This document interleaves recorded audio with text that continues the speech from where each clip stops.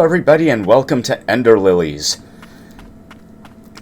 So, Ender Lilies is a fantasy Metroidvania that was released last week, though I've been involved in playing the game since its early access period.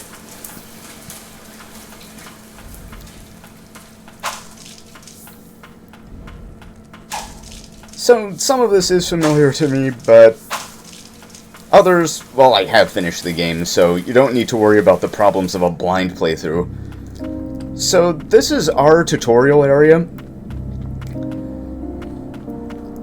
where we learn the ins and outs, that's our dodge move. Don't worry, we'll get a better one. Or maybe this one is just fine. Opinions vary. So they're all just regular basic enemies, though they do throw in shielded enemies to teach you that you can dodge through opponents and attack them from behind. And if you don't master that, you're never going to beat this game. So, Lily can jump, attack, dodge, she has a ledge grab. That's all she's got for now. But this really is a Metroidvania, so we're going to be piling on the movement options as we go through the game. This is actually the first game by a new developer, Livewire. Oh, and we have lore objects.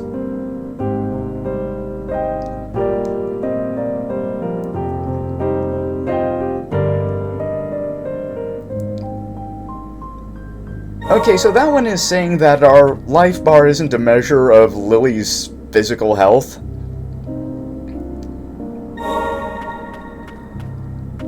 But it's actually the strength of her protective amulet, which is why picking up amulet fragments restores your health. We have these three little things under our health bar. That's how many times we can, press the heal button and have it actually do something useful. And one of the quirks of this game, ignore the pointer, I was checking on something, of this game is that you can't really cancel out of attack animations, but you can cancel out of your healing animation. Also, if you accidentally press the healing button while your health is full, you don't actually use a charge. So we have these benches, which are, well, okay, they're bonfires, basically.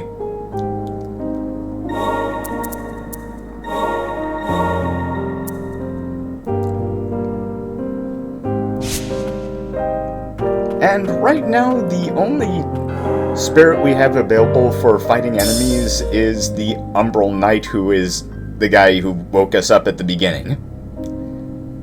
And they put this little shiny thing here to show you that secret walls are a thing that exist.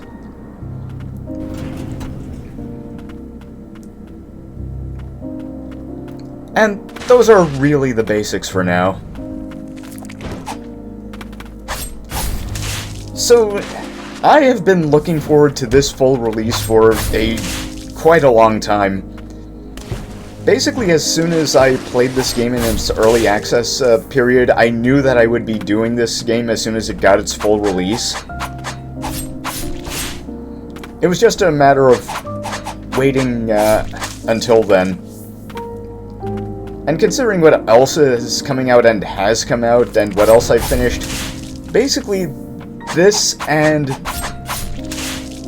all the rest of the games I'm going to be doing next, I'm just going to be doing Metroidvanias for a while, 4 in a row, starting with this one.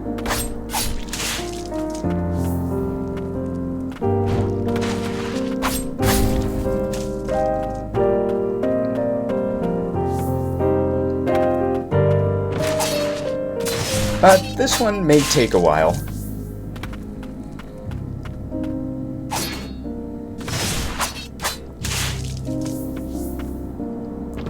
You see, I can't say exactly how long it took me to, oh, this is a suspicious floor. How long it took me to beat this game on my first playthrough, that is, get the true ending, but I think it was something like 17 to 18 hours. Which isn't bad for a Metroidvania. I think Like, if you really explore Symphony of the Night thoroughly, that's something like 15 hours. So this isn't a tiny game by Metroidvania standards.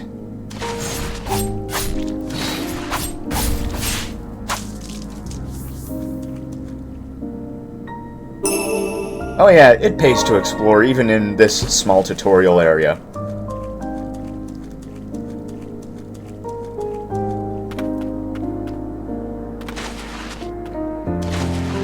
Speaking of which, we could have gone left from the starting room, but we won't need to do that for a long time.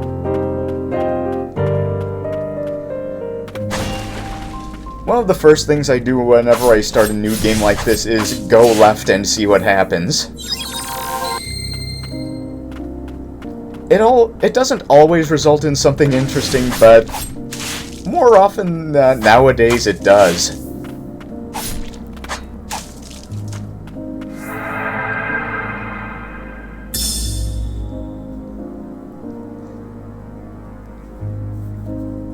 Okay, so short version, something may have been done to some people called the Ancients, and now bad things.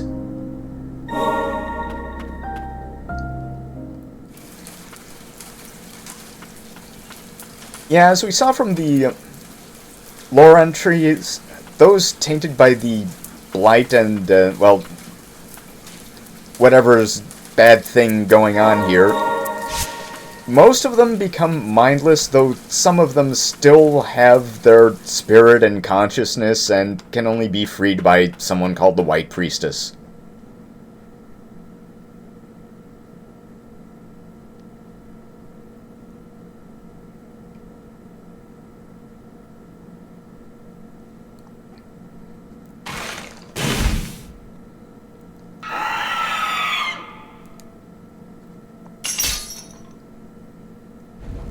So, here is our tutorial boss, Guardian Sigrid.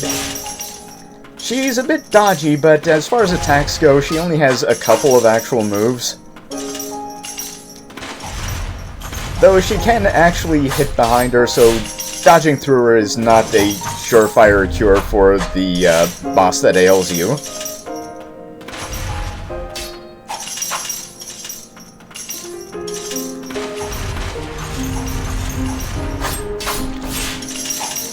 By the way, you may have noticed a little yellow thing below the enemy's health meter. That is a stun gauge, and most enemies and every boss has one.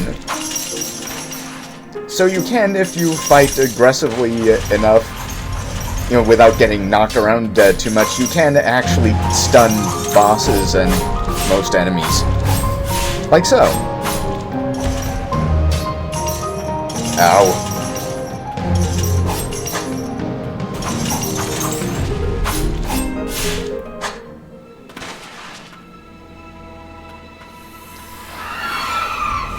And, you know, bosses are gonna have multiple phases.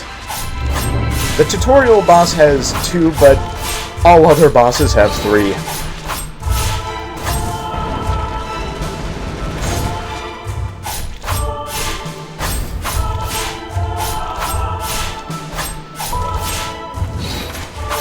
See? No problem for us.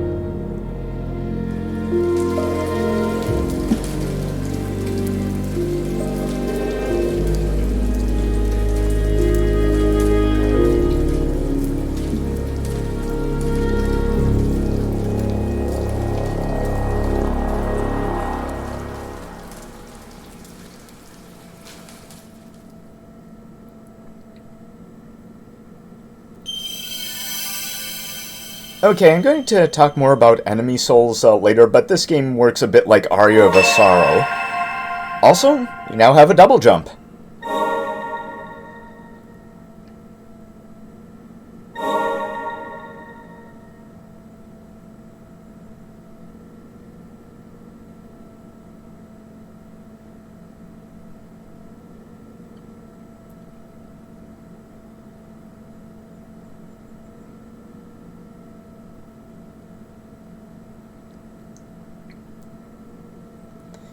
Yeah, basically, every time we beat a major boss, we get a new mobility option, someone that changes the way Lily is able to move around or gives you the ability to destroy obstacles.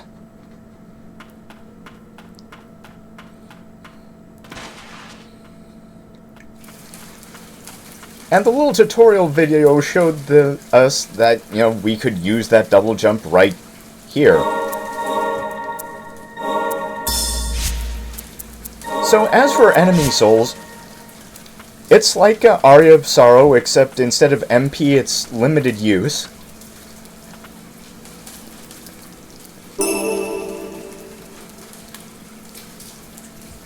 And you get enemy souls from major bosses. And as far as other souls, there are regular enemy souls out there. However, they're unlike in Aria of Sorrow or Dawn of Sorrow, they're not randomly given. You have to fight certain mini-bosses within the game world. They're all in fixed places with a full chance to get. By the way, the relic system, well, if you've played Hollow Knight, you already know how that's going to work here.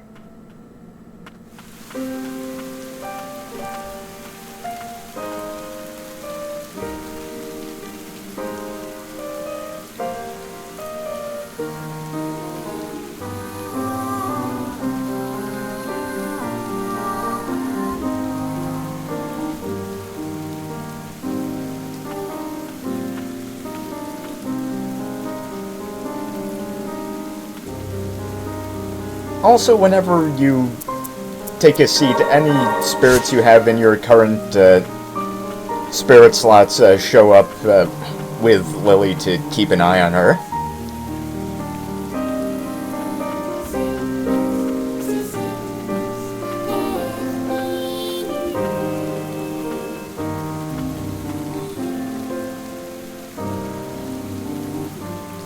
Look, it was like this when I got here.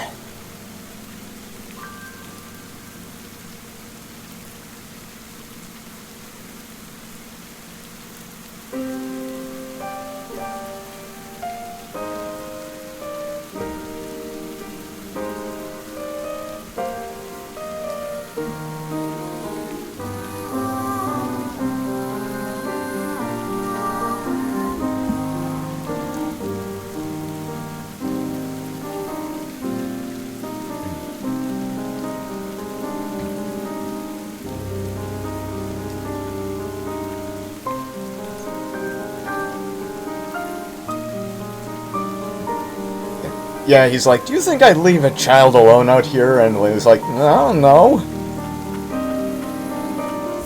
Now what's this horse thing?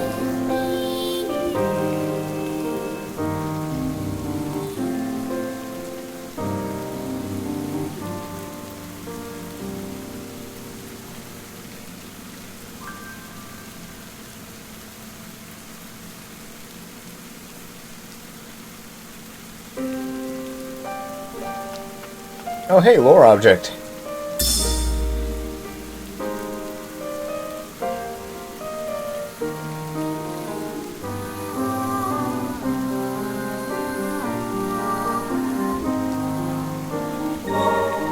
Ah, so this was the coach.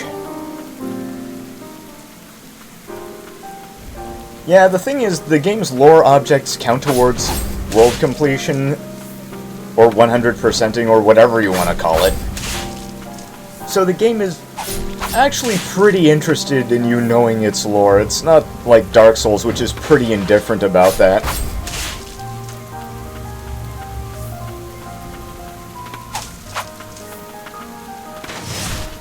overall, the game doesn't have the same sort of detached tone as some of its inspirations. Really, the closest thing I've been able to compare it to is Nights in the Nightmare.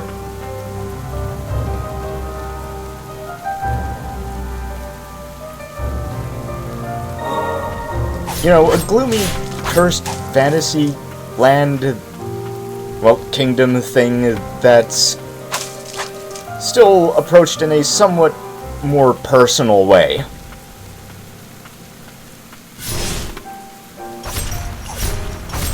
Okay, so Guardian Sigrid doesn't do a huge amount of damage, but she does a ton of stagger damage.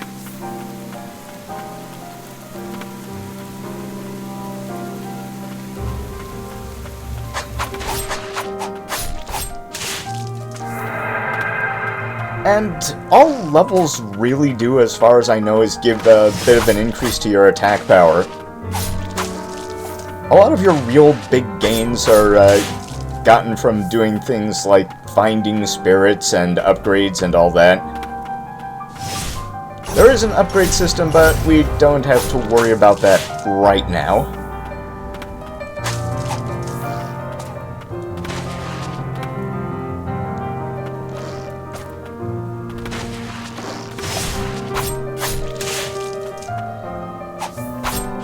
Now, you can actually find restoration for your heals and spirit uses out in the wild. You don't have to always go back to whatever bench or chair or bed you were resting on before. I don't want to touch those pits. They look nasty. Oh, that's, that looks something like we can break it later. Oh, who's that up there?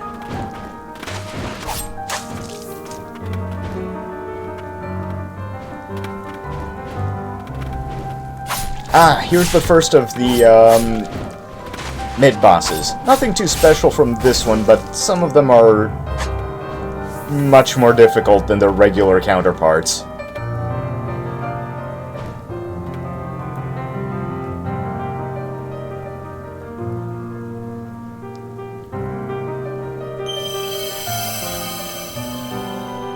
Oh. Yeah, it's gonna be kinda one of those games. Yeah, whenever you beat a major boss, you get one of those big memory cutscenes, but even minor spirits get a blurb like that one. There are some ways in which this game is a bit rough, not like near level or whatever, but... well, just look at the setting.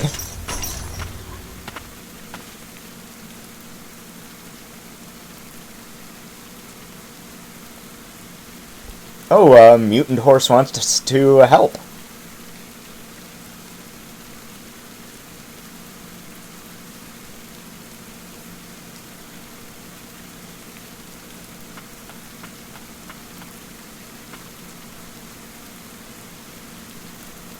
And the Mutant Horses are fast travel. Oh yeah, speaking of cutscenes, there was a bit of a stutter during the scene after beating Guardian Sigrid. That only happens when I'm recording.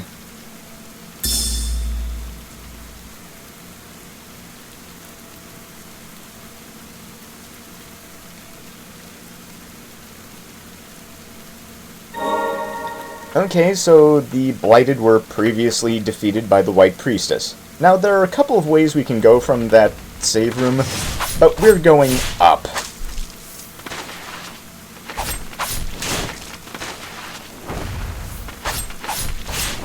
Right from the beginning, you have, like, right out of the tutorial, you can go to one of two different major areas and just clear either of them if you want to.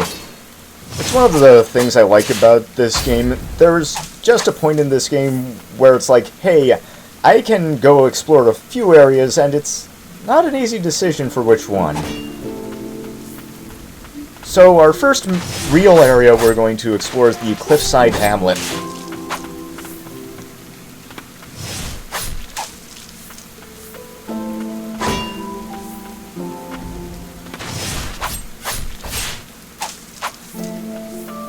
Mainly humanoid enemies here. But this area also introduced the most hated game villains of all time into Ender Lilies. Dogs and birds.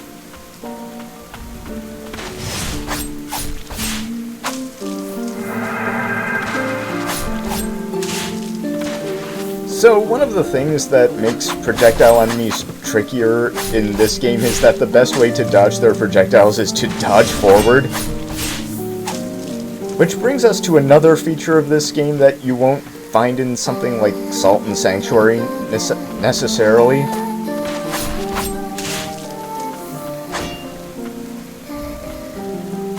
This game has contact damage, like, you know, any other old kind of platformer.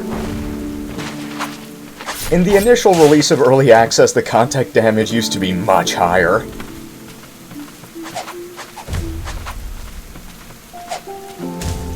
And that's a little demonstration about how using spirits makes life easier.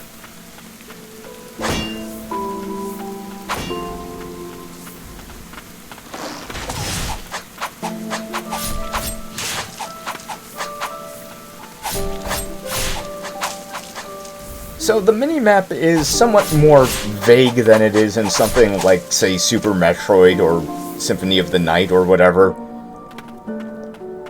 It shows you the general shape of a room and where exits might be found or go, and that's about it.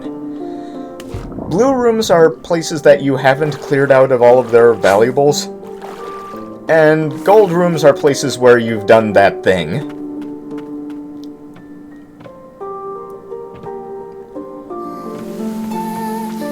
It's not a huge burden for me because I played La Mulana a lot, and in that game I'm basically mapless most of the time. I mean, I do have the map program, but, well, it's not that useful. It's even less useful than this minimap.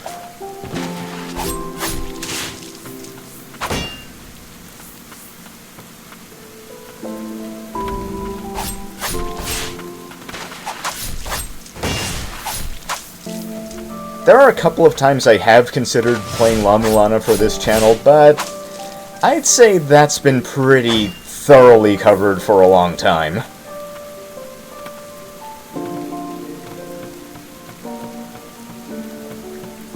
Oh, by the way, you can actually shift the camera around a bit like you used to be able to in Super Mario World. You can use one of the sticks for that.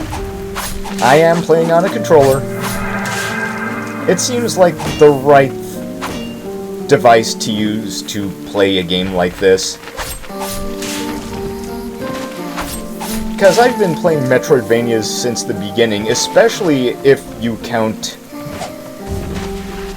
like, Castlevania 2 as a Metroid.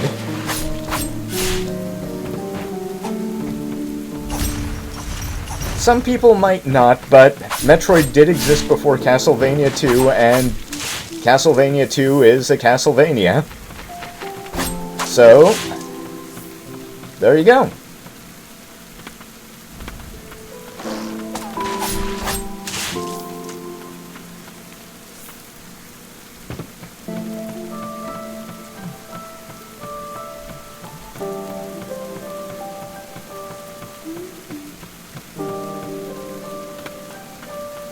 And then Lacard Chronicles 2 took the Castlevania 2 thing and actually made it work this time.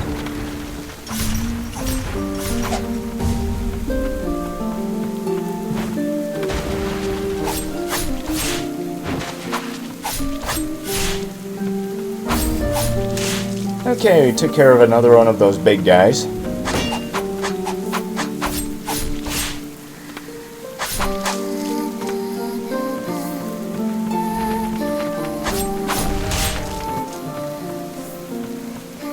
And that's why switching camera perspective is important. Because otherwise you miss chests.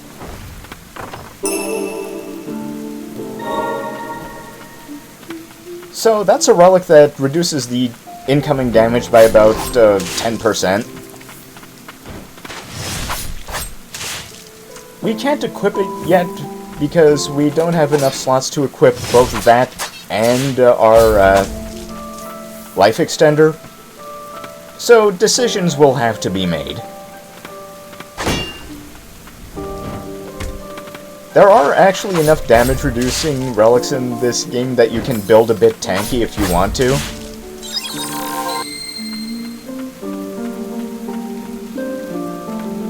By the way, I apologize for any poor performance. I'm just rather used to having a ton of late-game abilities.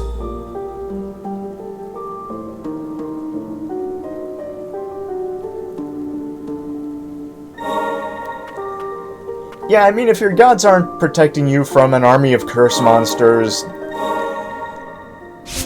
your religion may not be all it's cracked up to be. So this is the upgrade system. We use... There are 3 kinds of upgrade materials. Stagnant Blight for some souls, Furious Blight for some other enemy souls, and the Umbral Knight actually has his own unique upgrade material called the Ancient Soul. And we won't be getting one of those for a good while yet.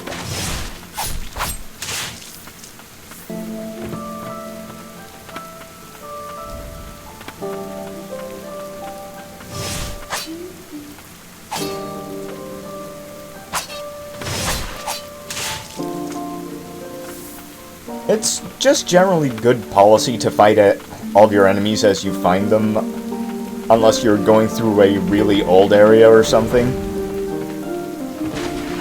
Because every little bit of attack power is going to help.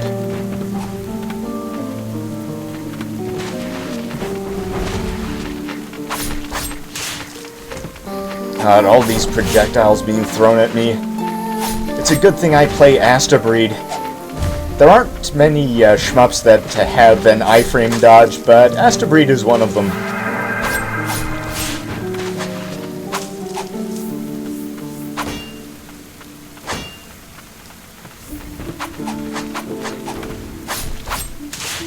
Yeah, I wish there was a shmup that would actually make a good video series. The only one I could think of that would be long enough would be Tyrion.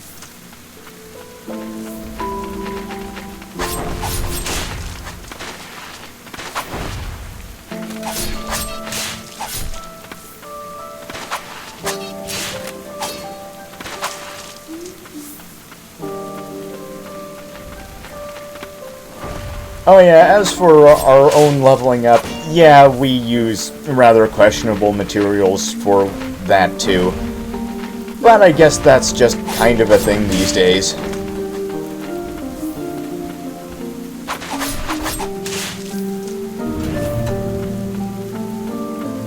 It may seem a bit strange to just go after this so soon after beating it and so soon after it came out, but truth of the matter is that it's just not very often that I get really excited about a game I play. Usually that's reserved for East Blaster Master Zero.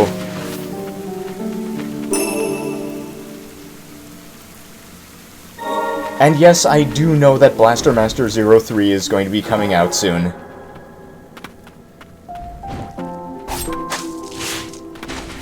Do you think I wouldn't keep an eye on that sort of thing?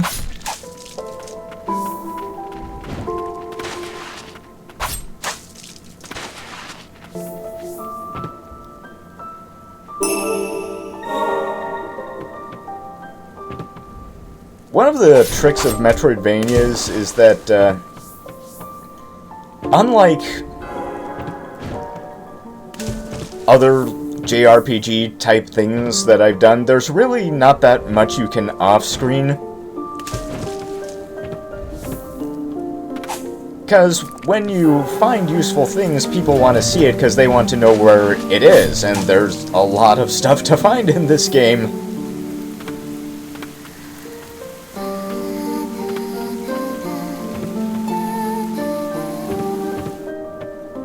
So, Lily can swim, but when the Blighted touch water, they die instantly, and you can use that to your advantage in a few places.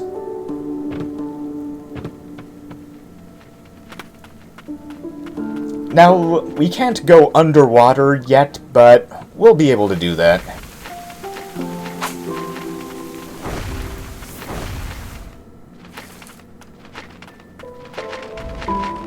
And here's another mid-boss, the Western Merchant. And oh, this is a problem. I got greedy. I got really greedy.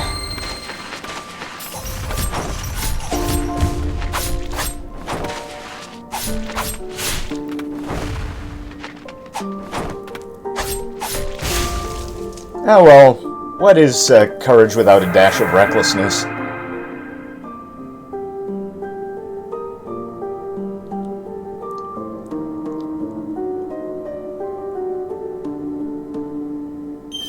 The merchant from a western land came to Land's End peddling foreign wares, a vibrant salesman who would light up while flogging his stock. Now, why he's a bird, that's explained in a paper later, but I like to think that he is a merchant who is also a bird. So anyway, we can go back to our last respite whenever we want to. And since the Western Merchant is basically an attack drone, we're going to upgrade him a bit too. So, that's it for this session of Ender Lilies. I will be seeing you next time where we explore more of the Cliffside Hamlet. See you then. Goodbye.